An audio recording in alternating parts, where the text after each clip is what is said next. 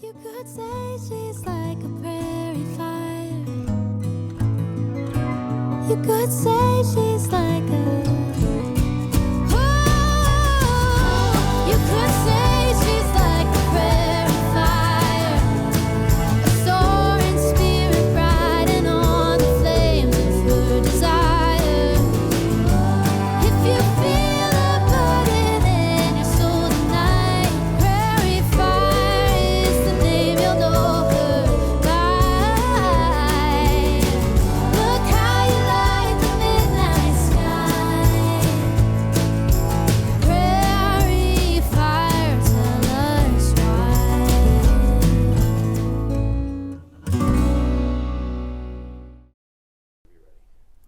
Welcome to Prairie Fire. I'm Sarah Edwards. So I grew up in the 1980s, and that was when arcade games and pinball seemed to be at the peak of their popularity. I loved Pac-Man and pinball, of course, and those driving games. There was something about slamming your finger down on that fire button or pulling the pin back on the pinball machine that I just loved. So I was excited when Prairie Fire producer DJ Roach told me about a guy in McLean, Illinois, who's turned his passion for pinball into a playable arcade museum. Sign me up for a trip to Arcadia.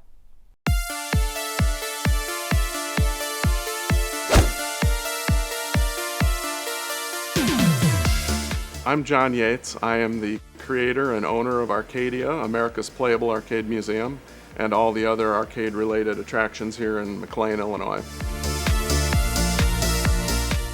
My first memory of video games was actually at my church. There was a guy at the church that owned a chain of donut stores, and he also had games in all his donut stores, and he also donated some games to the church. And there was this old Pong game, just one of these tabletop generic things where the ball bounces back and forth. Incredibly boring, but it was just mesmerizing to me. My parents did not mind me playing the games at the church because they were free, and they didn't mind me hanging out at the arcade, but they thought it was a total waste of money, so they never gave me any money to play games when I was a kid. Most of my time at the arcade was spent just socializing with my friends and watching other people play games and just longing to play them myself. I think I had a mild case of oppositional defiant disorder maybe, and the fact that they didn't want me to play them gave me even more of a passion to want to play them.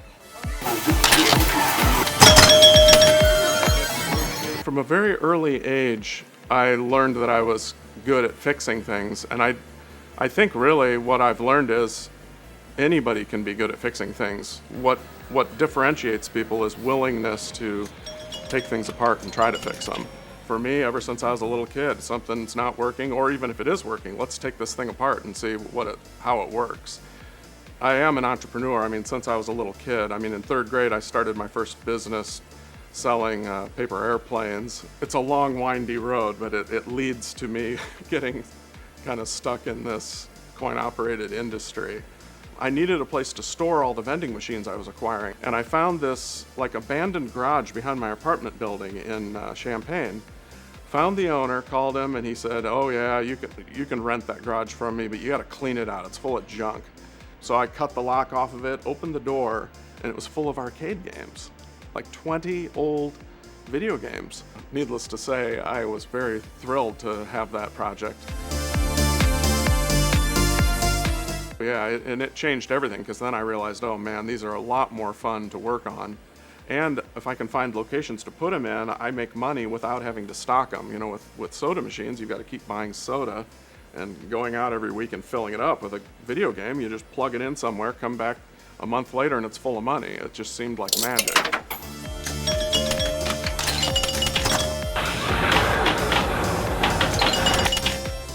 I worked as a programmer for about 5 years. Then I got a job at a startup out in San Jose, California. Then I did my own startup, and all of these startups failed miserably. I lost lots of other people's money. So I came back from California kind of with my tail between my legs, not sure what I wanted to do. So I decided I would renovate one of my buildings, and I got the building done, and I wasn't sure what to do with it.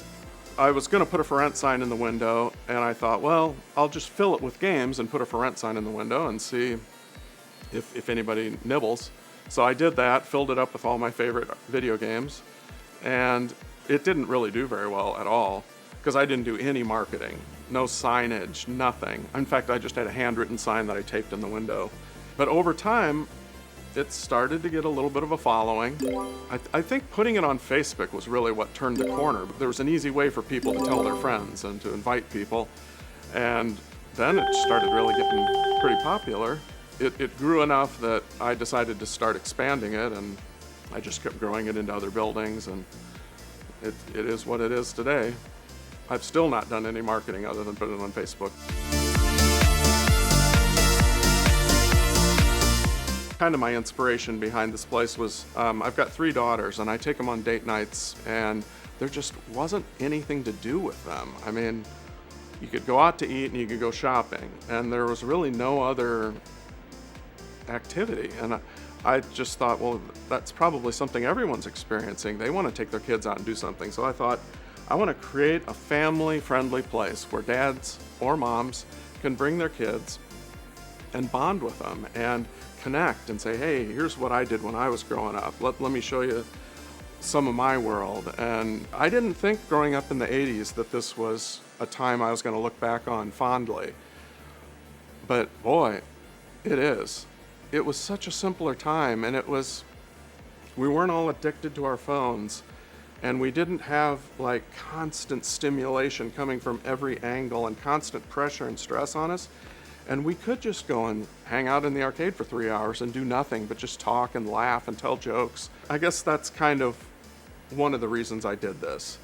It's the nostalgia of a simpler time, a time when entertainment was just innocent and family friendly. You know, you can bring your kids in here and not worry about them leaving disturbed or offended or angry or hurt. So I really like giving people a place they can come, and they have no choice but to interact with their kids.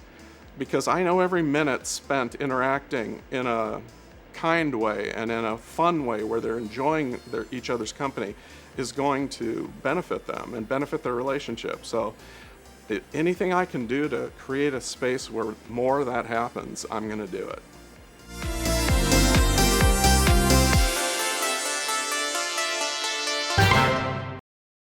Check out our website for a list of some of the games you can play at Arcadia and some cool behind-the-scenes pictures.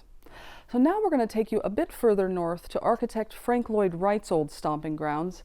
You may have seen some of his beautiful homes in Oak Park, but have you ever heard of the Coonley Playhouse? It's a privately owned home in Riverside, Illinois, and it's being completely restored by a young couple who has the weight of history on their shoulders and a couple young kids.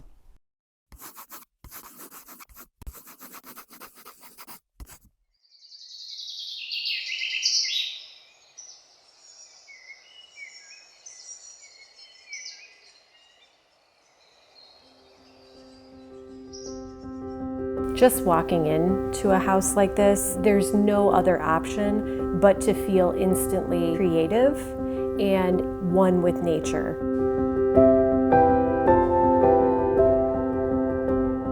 Frank Lloyd Wright was just so before his time, the way he thought about architecture really is art, right? It's supposed to just blend, it's supposed to feel a certain way.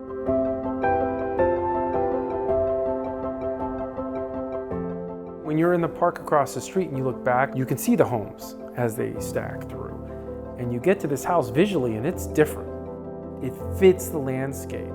And the other homes, they're very beautiful homes, but it doesn't feel the same. Frank Lloyd Wright was very particular and very intentional about not just the design of the home and the architecture, but also everything that goes into the home, down to designing clothing for the women of the home that was intended to be worn whenever they had guests in the home. So he was very intentional about the look and the feel that he wanted the experience to be for anyone visiting his homes. Which also makes it typically difficult to live in a Frank Lloyd Wright home. In this home, it's a little different because there were just little tables and chairs around this room, and that was really it. The house was built in 1912. It was created as an offshoot of the main Coonley estate and was designed to be the school for their daughter. The program of the school was designed to allow for children, regardless of gender, to participate in all activities. So in this area is both the study and the shop. And within the kitchen, all children were part of the food preparation process. It existed as a school up until 1919, when it was rehabbed by William Drummond, who was Frank Lloyd Wright's most well-known student. And that's really where it took the home from simply a school to having the ability to be livable by a single family.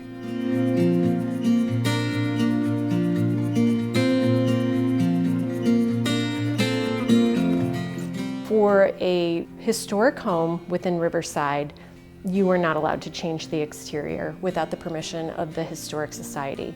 So part of that process does include providing proof that the change that you are looking to enact was part of the original design. You know, we wanted to install solar panels on the home. We wanted to do something that would kind of add an advanced technology. I believe it was the second Frank Lloyd Wright home to ever do that.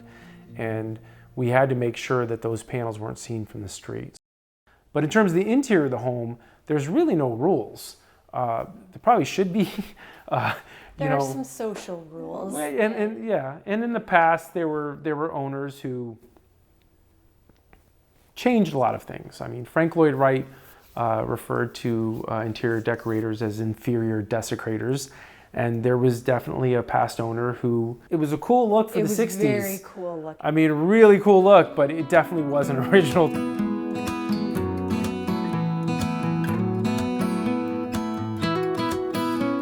So the subsequent owners, Ted and Susan Smith, did go through some very significant efforts. The trim that you see, it has been returned to its original wood coloring.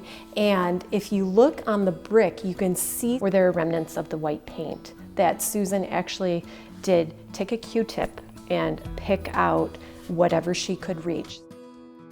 The kitchen space hadn't been touched in a long time, not since the 60s.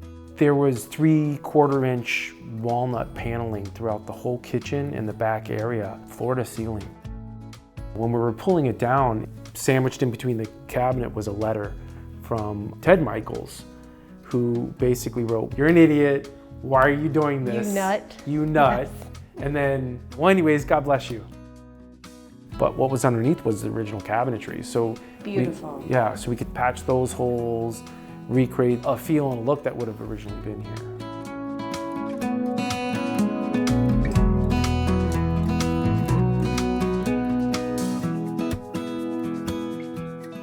One story that I absolutely love was that Rosemary Michaels took down all the windows out of the house. Apparently she didn't like the windows, and an individual came over here with a briefcase full of cash and went to the storage locker and bought all the windows.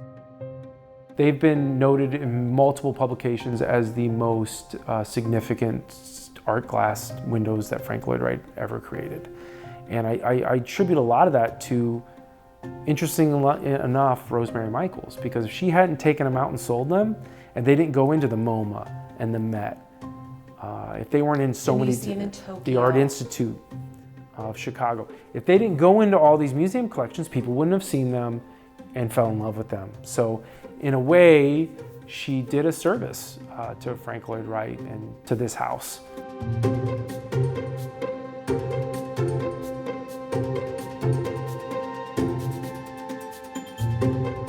The Shippersmiths, when they moved in here in the 80s, they decided to take on a daunting task of recreating museum replicas to be able to experience what it was originally like. So the additional area that was created in 1919, because nothing original was really left back there, we just gutted it. I mean, I was back there with the jackhammer for weeks, just tearing up concrete and all these levels and the pool.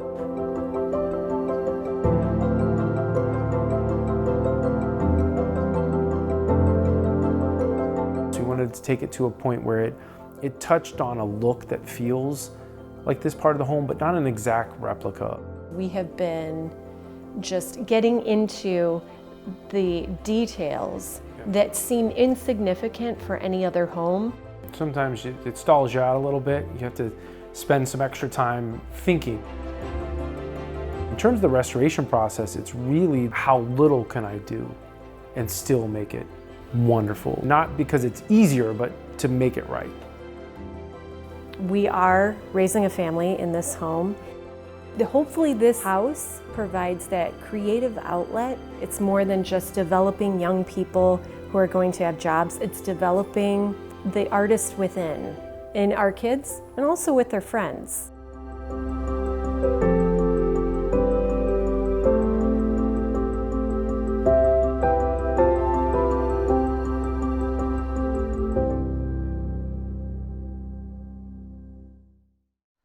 A few months ago, the great author Charles Dickens regaled us with a reading from his book, American Notes for General Circulation. He wrote the book in 1842 after his whirlwind tour of the U.S. Not sure if you saw that segment on Prairie Fire, but he wasn't exactly kind about the prairie landscape around here. So we thought we'd give him a second chance. Without further ado, Charles Dickens' thoughts on the Mississippi River. Chapter 12. The Mississippi. In good time next morning, we came again in sight of the hideous waters of the Mississippi. But what words shall describe the Mississippi, great father of rivers, who, praise be to heaven, has no young children like him? An enormous ditch, sometimes 2 or 3 miles wide, running liquid mud. Nothing pleasant in its aspect. Excuse me, pal, but this river of mud, as you call it, powers roughly 92% of this country's total agricultural exports and roughly 78% of the world's total exports in soybeans and feed grains. Oh, I'm surprised you even know what a percentage is. Oh, he's a charmer, isn't he? As I was saying, the trees were stunted in their growth. The banks were low and flat. No moving lights and shadows from swift passing clouds. No pleasant scents. No songs of birds were in the air. Hour after hour, the changeless glare of the hot, unwinking sky shone upon the same monotonous objects. Excuse me? 60% of the birds in North America use the Mississippi River flyway to migrate. Our whole Midwestern ecosystem depends on it. Come on, man, think about it. Rude. There was some relief in this boat, though, for the captain was a blunt, good-natured fellow. But nothing could have made head against the depressing influence of the rest of the passengers. There was a magnetism of dullness in them, which would have beaten down the most facetious companion that the earth ever knew. A jest would have been a crime, and a smile would have faded into a grinning horror. Such deadly, leaden people, such systematic plodding, weary, insupportable heaviness, such a mass of animated indigestion in respect of all that was genial, jovial, frank, social, or hearty.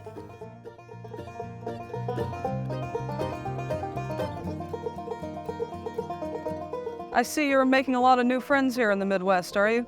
Yeah, the locals are getting restless. I can see that. Tell you what, why don't you come to our studio around Christmas time and read a little bit of that new book you've been working on? What are you calling it again? A Christmas Carol, I think. It's going to be a sort of time travel. Christmas past, Christmas present, and Christmas future. You know what, I think your future might be a little rosier if you did that instead of giving us your thoughts about the Midwest. I think you might be right. All right, let's do that.